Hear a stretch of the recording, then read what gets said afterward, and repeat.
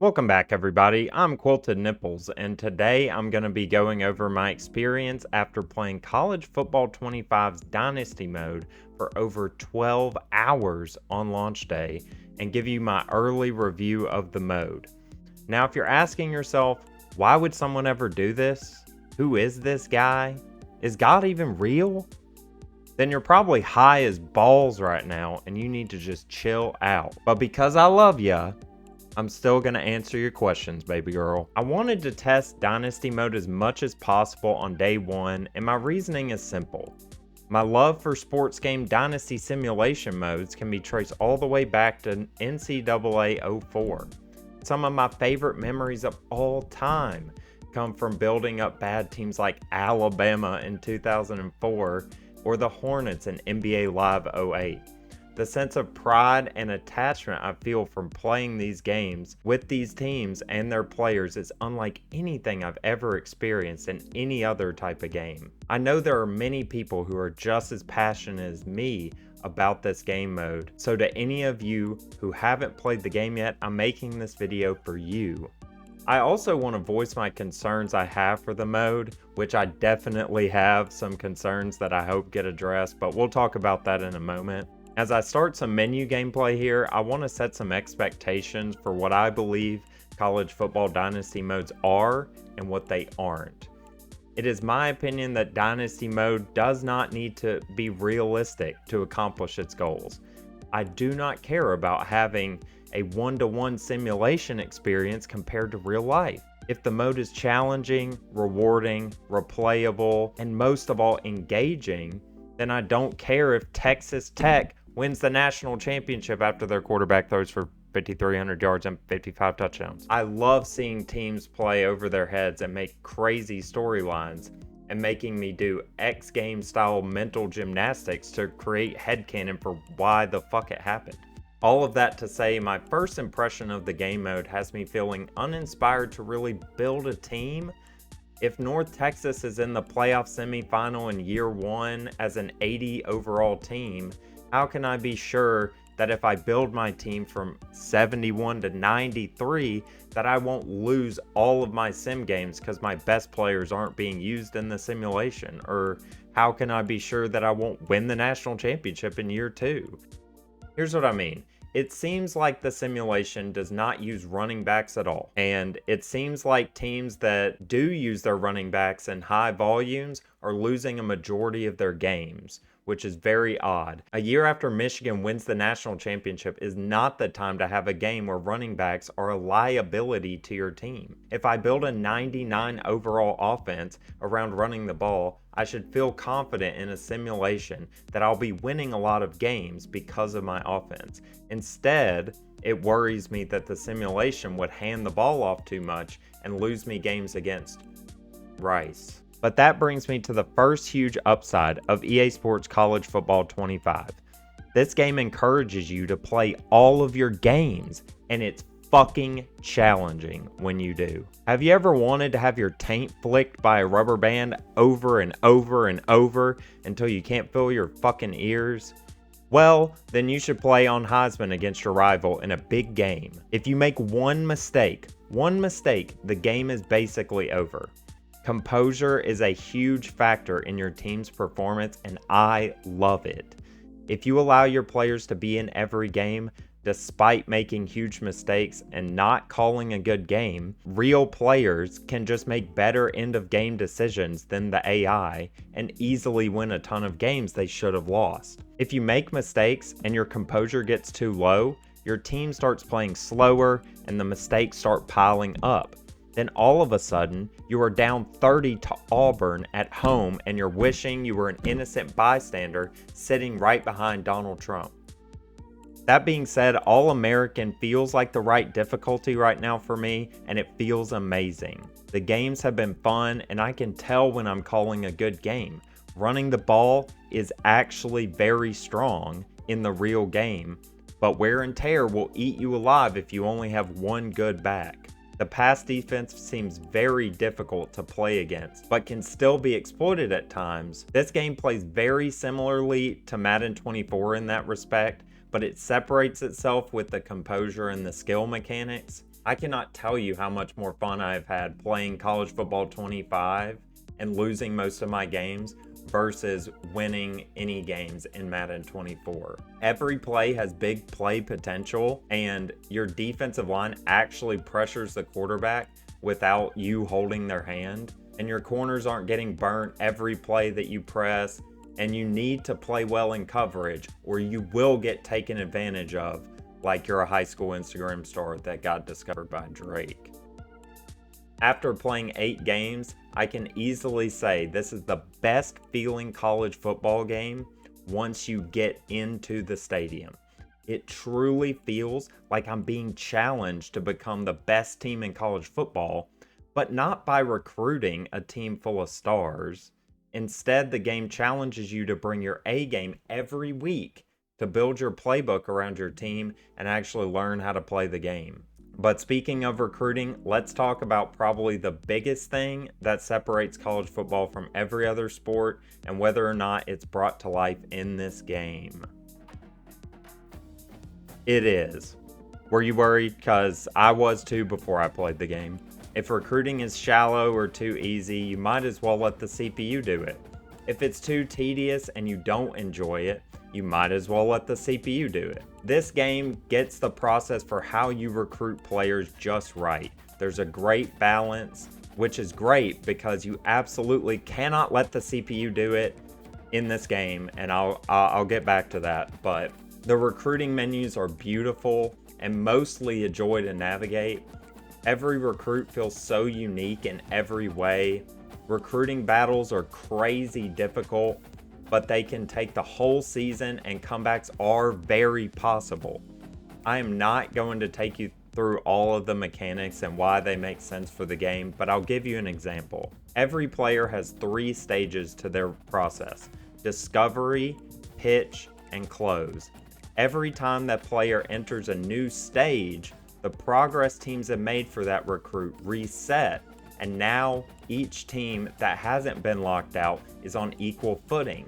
Now, recruits can absolutely skip a stage and just commit, but this feature makes some recruiting battles take a year, and that feels unpredictable and rewarding. Now, here is where I'm going to make some people angry. With gameplay and recruiting feeling challenging and rewarding, how could I possibly say that College Football 25's Dynasty Mode is anything but a roaring success? Well, that brings me to my overall feeling after playing the game for 12 hours. It's an unfinished product, and it does not give me everything a Dynasty Mode should. Everything I'm about to say might sound like nitpicks, but just hear me out, because everything that I'm about to say has affected how excited I am to replay the game mode. The menus outside of recruiting are unfinished, completely disconnected, and a chore to navigate. When I go to the top 25 poll, I can look at teams in the top 25. And that's it. You wonder why Georgia is 2-4 and number 23? Too bad. There is no other information on those teams in this menu. To view that team's schedule and why Georgia is 2-4, you have to go back to the schedule menu, which would be fine if you didn't then have to scroll through an entire list of teams to get to the one you want. While you're here, do you want to look at that team's stats? What about just some team leaders in certain categories? Nope, can't do that either. You got to go back again and scroll through another menu to find the team again. If this isn't a big deal to you, then fine. But in my realistic rebuilds, I usually go look at other teams every single week, and I will not be doing that with these current menus. Every Dynasty Mode I can remember has a team card that can be accessed from a menu involving that team. We can even see this function in action with the player cards that can be accessed from the stats menu and are fully fleshed out. Yet you cannot access the player card from any other menu in the game.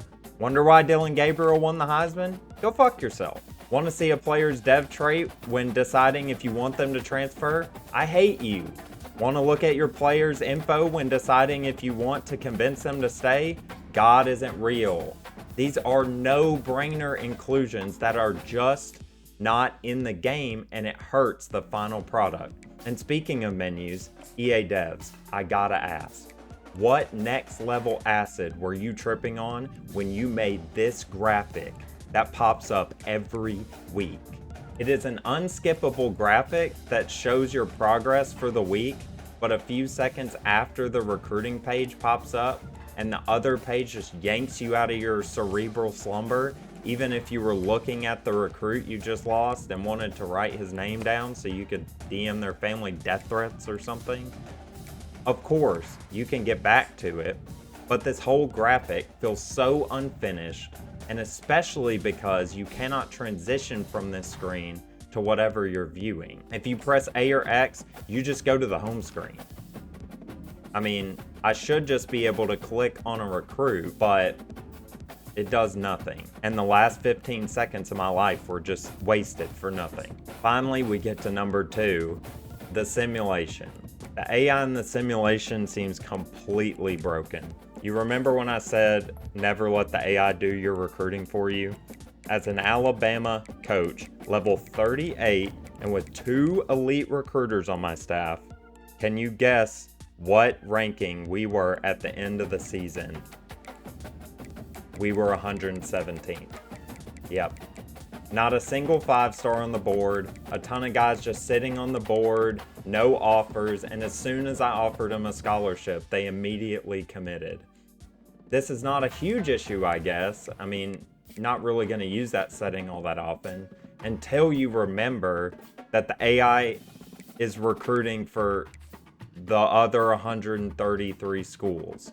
There are constantly 5-star recruits getting completely ignored, and they make for easy targets for medium or large programs for users. I mean, you just go in and scoop them up. The recruiting systems also need work, because there are a lot of interactions that can really get messed up when you're trying to, pitch guys. Also, as soon as you add a recruit to your board with the same position as an active recruit, it immediately updates the playing time rating and makes for some very frustrating issues. This combined with the teams being way too closely rated, like how was Vanderbilt an 80 overall? And game simulation just being wacky, it just makes for some very odd and head-scratching moments in an otherwise fun and engaging game. And my last issue with the game is the missing customization. You can't edit recruit ratings or numbers. You can't really customize your coach's look that much. You can't change the college football playoff format, even though it is widely known that this format is not going to be the same in 2 years. You can't change the wonky conference champion auto bids or the number of teams in the playoff. There are no protected rivalries, and there are no formation subs and no coach-specific substitution sliders. Missing jerseys, and you can't turn off the autosave, which is just so odd. And the worst exclusion of all, you can't watch a CPU versus CPU in like a national championship. There are also very weird things that happen in games, but I'm sure that will be fixed. But here's some examples anyway, and there's some funny moments, so it's not all bad. First down from the 35. He wants to throw. Now improvising. He'll get rid of it. And that ball is picked up. No room to return, but no problem after making a play like that, and they'll have it at the 25. It's really hard when that quarterback gets outside the pocket because it cuts off half of the field. Once he starts to roll out, everybody starts to split to the other side of the field. You know you're not going to throw it.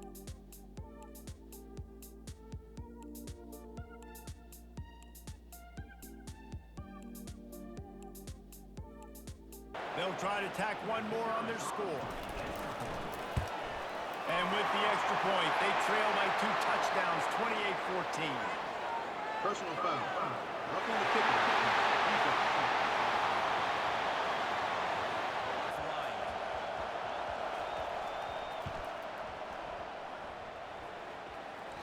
No good. There's a flag on the field, and personal foul. Get another shot at this, and the kicker will be a little bit closer this time.